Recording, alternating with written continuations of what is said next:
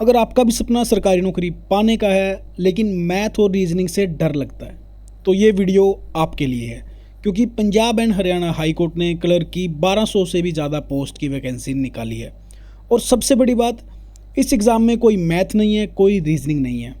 और एक टिप आपके लिए कि आपको सिलेक्शन के लिए सिर्फ कम से कम 40 नंबर चाहिए। और इस वीडियो में हम बात करेंगे सरकारी नौकरी पाने के सबसे आसान तरीके की, और आपको अपनी सीट कैसे पक्की करनी है मैं वो भी आपको बताऊंगा। तो चलिए शुरू करते हैं फटाफट से। तो अब हम लोग ऑफिशियल नोटिफिकेशन देख रहे हैं जो SSC बोर्ड ने निकाला है, जो कि high court of Punjab and Haryana के लिए काम करती है। अब इनकी एजेंसी है एग्ज़ाम कंडक्टिंग।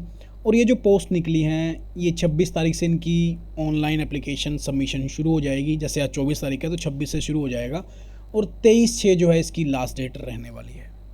और मोस्ट इंपॉर्टेंट थिंग कि ये जो पोस्ट हैं डिस्ट्रिक्ट एंड सेशन जज in the state of Haryana, यानी कि अगर इसमें आपकी जॉब लगेगी, हालांकि जो एग्ज़ाम कंडक्टिंग एजेंसी है वो हाई कोर्ट के अंडर ही है, लेकिन जो जॉब लगेगी आपकी वो हरियाणा के डिस्ट्रिक्ट्स में लगेगी। और टोटल नंबर ऑफ वैकेंसी हैं 1265, जो कि आप देख रहे हैं अनरिजर्व कैटेगरी के लिए ऑलमोस्ट 200 प्लस वैकेंसी हैं।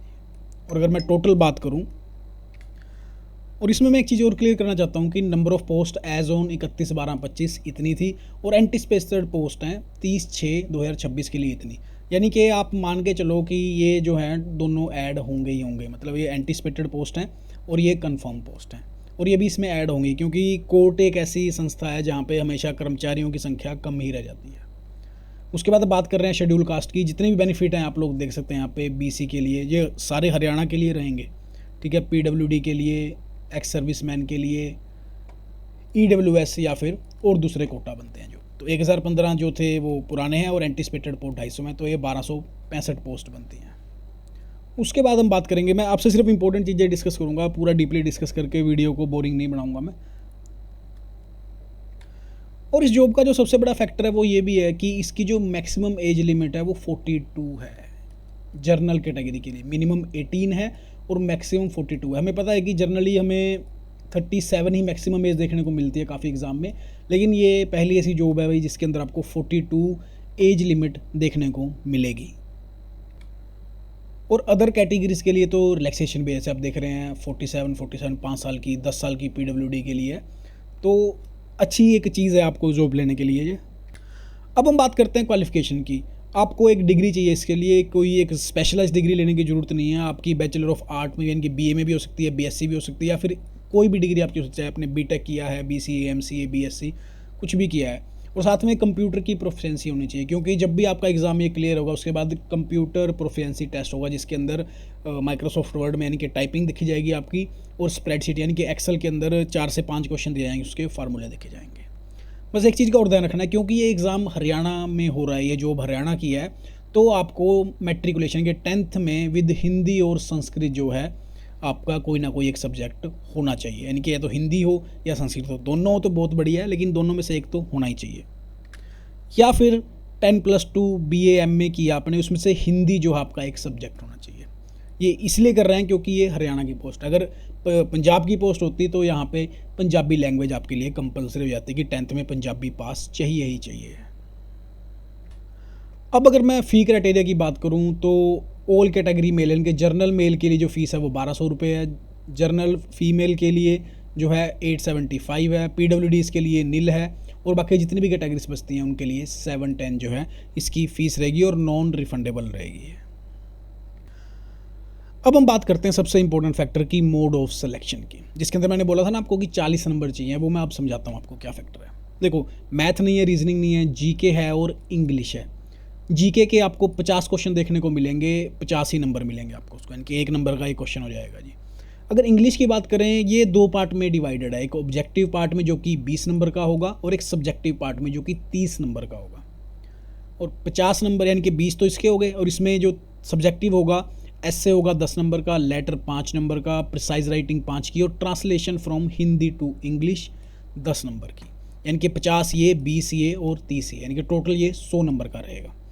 अब जो ट्रिक है वो देखने वाली ये है कि 33% इन ईच सब्जेक्ट, यानी कि इसमें भी 50 में 33% यानी कि 17 नंबर चाहिए, और इसमें भी दोनों के मिला के आपको 17 नंबर चाहिए, तो यानी कि 17 17 34 नंबर आ गए आपको। तो ये तो आपकी मिनिमम क्वालिफिकेशन है, लेकिन 34 नंबर लेने से आप पास नहीं होगे, क्योंकि उन्होंने बोला है consider to have qualified the test unless he और she obtain 40 marks in the aggregated of both, यानी कि दोनों के मार्क्स मिला के आपके 40 से ऊपर होने चाहिए, यानी कि 40 एंड 40 अबव। अब एक एग्जांपल देता हूँ, मान लो कोई कैंडिडेट है जिसके जीके में 50 में से 40 नंबर आ गए, लेकिन इंग्लिश में वो बंदा 15 नंबर पर ही रह गया, तो टोटल नंबर तो 55 हो गए जी, तो क्या उसको जॉब मिलेगी? नहीं मिलेगी। क्यों? क्योंकि इन्होंने बोला कि दोनों के अंदर कम से कम 17 नंबर तो चाहिए, कम से कम 33% तो चाहिए। समझ रहे हो बात आप? मान लो इसमें आपके 20 आते हैं और इसमें मान लो 21 आ जाते हैं, तो टोटल आपका 41 हो गया, then yes you are eligible. और एक बात हो रहा है, अपने पर्सनल एक्सपीरियंस से बोल रहा हूँ, जब भी कोर्ट की जॉब निकलती है रिजल्ट के बाद ना उसकी एक वेटिंग लिस्ट बनती है, चाहे वो 500 स्टूडेंट की बने चाहे 1000 की बने, डिपेंड अपॉन कि कितने स्टूडेंट ने क्लियर किया। मान लो जैसे अब 1265 पोस्ट आई है और क्लियर करने वाले स्टूडेंट 2000 बन जाते हैं, ठीक है, तो 1265 को जॉब दे देंगे और बाकी जो 735 पोस्ट बचेंगी उसकी वेटिंग लिस्ट निकाली जाएगी, और वो वेटिंग लिस्ट भी 6 महीने से 1 साल के अंदर क्लियर हो जाती है। तो ये बहुत ही अच्छा मौका है आप लोगों के लिए जॉब लेने का। और एक इम्पॉर्टेंट चीज़, इसके अंदर नेगेटिव मार्किंग होगी, 1/4 काटा जाएगा, यानी कि एक सही के लिए 1 नंबर मिलेगा हमें और गलत के लिए 0.25 आपके काटे जाएंगे। अगर मैं एक टिपिकल लैंग्वेज में बोलूँ कि ठीक होगा तो 1 मिलेंगे भाई, और अगर गलत जाएगा तो 1.25 आपके जाएंगे, क्योंकि 0.25 तो आपके जितने मिले उसमें से काट लेगा, लेकिन 1 नंबर जो मिलना था वो भी तो जाएगा साथ में। अब रिटन एग्जामिनेशन के बाद हम बात करते हैं कंप्यूटर प्रोफेंसी टेस्ट के बारे में, जिसमें कि स्प्रेडशीट का टेस्ट होगा पहले, जो कि 10 नंबर का होगा और 10 मिनट दिए जाएंगे आपको, और इसमें आपको सिर्फ 4 नंबर सिक्योर करने हैं कम से कम, first thing. And second part में क्या होगा कि वर्ड के ऊपर आपका टेस्ट होगा, जिसमें आपकी स्पीड लिमिट जो है वो 30 वर्ड पर मिनट से ज़्यादा होनी चाहिए। और एक इम्पॉर्टेंट बात और, इस एग्ज़ाम में नॉर्मलाइजेशन का ये मेथड जो है इसके अंदर यूज़ होगा, वो डिपेंड करता है कितनी शिफ्ट में एग्ज़ाम होगा, और वो भी इसलिए डिपेंड करता है कि कितने नंबर ऑफ़ स्टूडेंट ये एग्ज़ाम भरेंगे, उतने नंबर ऑफ़ शिफ्ट में ये बट जाएगा। मेरे हिसाब से अब इसके जितने भी पहलू थे सब मैं डिस्कस कर चुका हूँ। अगर आपकी कोई क्वेरी है, कोई कन्फ्यूज़न है, तो आप लोग कमेंट सेक्शन में लिख सकते हैं। हाँ, कोर्ट का जॉब प्रोफाइल कैसा रहेगा आप लोग उसके बारे में चाहते हो तो कमेंट सेक्शन में लिख देना, मैं उसके ऊपर भी अलग से एक वीडियो बना दूंगा। बाकी पूरी डिटेल आपके सामने है, कोई डाउट रहे तो आप मेरे को इंस्टाग्राम पे पूछ सकते हैं, टेलीग्राम पे पूछ सकते हैं, तो दोनों के लिंक मैं डिस्क्रिप्शन में डाल दूंगा। और पहली बार आए तो चैनल को सब्सक्राइब जरूर कीजिएगा। Thank you so much.